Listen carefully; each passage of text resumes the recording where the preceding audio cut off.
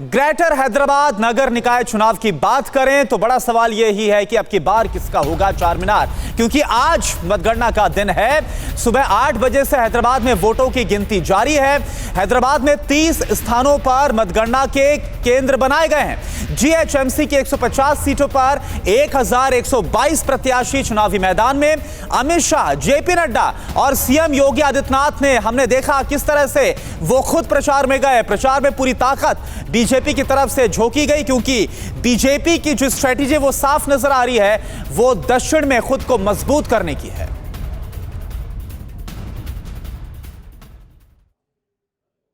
तो हैदराबाद पर आखिर किसका राज होगा, यह सबसे बड़ा सवाल है। बड़ी बात है, आपको बता दें 2016 का जो चुनाव परिणाम है वो किस तरह सामने आया था। ग्रेटर हैदराबाद नगर निगम पर अभी फिलहाल टीआरएस का कब्जा है।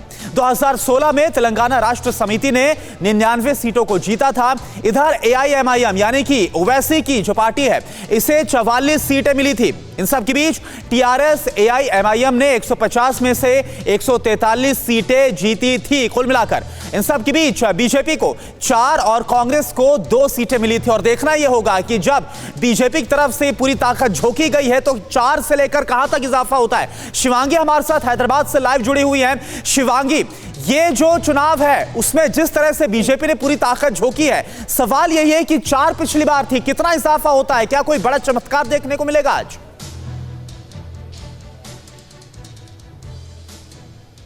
देखिए, सबसे पहले तो देखना ये होगा कि बीजेपी जिसने इस पूरे नगर निगम चुनाव को कहीं ना कहीं हम कहें तो विधानसभा चुनाव से भी बड़ा बना दिया है, तो आज जो भी जोर लगाया गया बीजेपी की ओर से उसका क्या परिणाम निकलता है ये देखना वाकई दिलचस्प होगा। और सबसे ज़्यादा नज़रें जो हैं वो बनी हुई है ऑल इंडिया मजलिस इत्तेहादुल मुस्लिमीन यानी कि एआईएमआईएम, उनका क्या होगा। लगातार बीजेपी और ओवैसी में जो नोक झोंक चलती रही, ये पूरा का पूरा इलेक्शन हमने देखा टीआरएस कांग्रेस एक तरफ और यहाँ ओवैसी और बीजेपी के बीच जो तनातनी चली, जिन्ना का मुद्दा आया, रजाकारों का मुद्दा आया, साथ ही साथ हैदराबाद के नाम को बदलने तक की बात आ गई। योगी आदित्यनाथ, जेपी नड्डा, गृह मंत्री अमित शाह, सारे लोग यहाँ पर पहुंचे और जो दमखम बीजेपी ने दिखाया है, क्या उसका असर होगा, क्या हैदराबाद की जनता इस बार बीजेपी को वोट देगी, ये सब कुछ अब थोड़ी देर में पता चल जाएगा। लगातार हम देख रहे हैं कि सुरक्षा के इंतजाम यहाँ पर कड़े कर दिए गए हैं और वोटिंग जो काउंटिंग है वो थोड़ी देर में शुरू हो जाएगी। हालांकि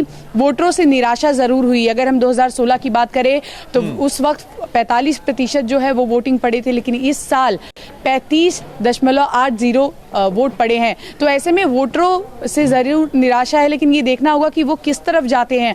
और अगर सेंधमारी की बात की जाए तो जानकार बताते हैं करुणा कि एआईएमआईएम की जो सीटें हैं उस पर बीजेपी ज्यादा सेंधमारी नहीं कर पाएगी, लेकिन टीआरएस की जो सीटें हैं वहां पर उनको नुकसान होता जरूर नजर आएगा, क्योंकि एआईएमआईएम के जो वोटर्स हैं वो अपना वोट कहीं और जाने नहीं देते। लेकिन जिस हिसाब से बीजेपी ने इस बार प्रचार किया है, तो अगर वोटर का रुझान या वोटर का रुख बीजेपी की ओर चला गया तो ये अपने आप में एक बड़ी बात होगी। कर्नाटका को छोड़कर अगर हम बात करें तो साउथ में अब बीजेपी एक अपनी तैयारी कर रही है। ये लिटमस टेस्ट ही साबित होगा, क्योंकि अगर यहाँ बीजेपी जो है वो पैठ बनाती है, बीजेपी साफ तौर पर कह रही है कि हम सीटें जीतने के लिए यहाँ पर नहीं आए, हम इसलिए आए हैं ताकि बीजेपी। ठीक है शिवांगी, थोड़ा सा रोककर एक आपसे सवाल पूछना चाहूंगा। बिल्कुल, भविष्य की राजनीति के लिहाज से आज के नतीजे बहुत अहम होंगे, ये बात समझ में आ रही है शिवांगी। लेकिन एक बड़ा दिलचस्प वाकया आया, खबर में भी हम दिखा रहे हैं कैसे एक शख्स ने असदुद्दीन ओवैसी की जो गाड़ी उसको रोका और यह कहा कि बीजेपी जीत रही है,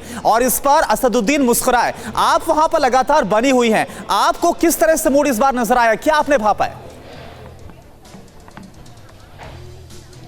देखिए, वोटर्स का मूड जरूर बदला है। वोटर्स नाराज भी हैं, जो उनसे प्रोमिसेस किए गए थे, जो वायदे किए गए थे वो पूरे नहीं किए गए, लेकिन वोटर्स में डर भी है। अब जरा इस समीकरण को समझिए कि अगर टीआरएस से खफा इसलिए है क्योंकि उन्होंने काम नहीं किया, लेकिन अगर बीजेपी और ओवैसी की पार्टी को देखें तो दोनों ही तरफ से कहीं ना कहीं कम्युनल बातें जो है वो सामने आ रही है। तो जो ओवैसी के वोटर है वो बीजेपी को वोट देने से बचेंगे, लेकिन ऐसे भी वोटर्स हैं जो विकल्प के तौर पर बीजेपी को देखते हैं। टीआरएस के जो वोटर्स जो ओवैसी को वोट नहीं देंगे वो बीजेपी का जरूर रुख कर सकते हैं। इसीलिए आज के नतीजे जो हैं वो नींदें उड़ा रखी हैं। ये कहना गलत नहीं होगा कि चाहे वो टीआरएस हो चाहे वो एमआईएम हो, सबकी नींदें उड़ी हुई हैं और बीजेपी ने जिस हिसाब से यहाँ पर इस बार प्रचार किया है उसका असर देखने को मिलता है या नहीं, ये अब से थोड़ी देर में पता चल जाएगा। फिक्र आपकी, सोमवार से शुक्रवार रात 9 बजे सिर्फ TV9 भारतवर्ष पर।